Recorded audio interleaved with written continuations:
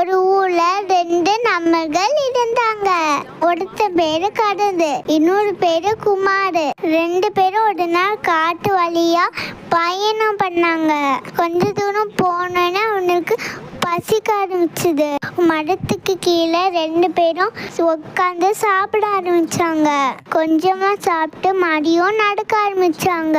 வழியில ஒரு வயசான தாத்தாவை பார்த்தாங்க. தாத்தா ரொம்ப பசிக்குதுன்னு சொன்னாங்க.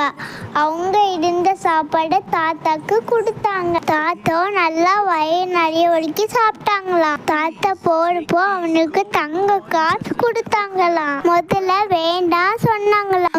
உதவியாதான் பண்ணோம் அப்படி சொன்னாங்களாம். தாத்தா இது பரிசா வாங்கிக்கோங்க சொன்னனால வாங்கிட்டாங்களாம்.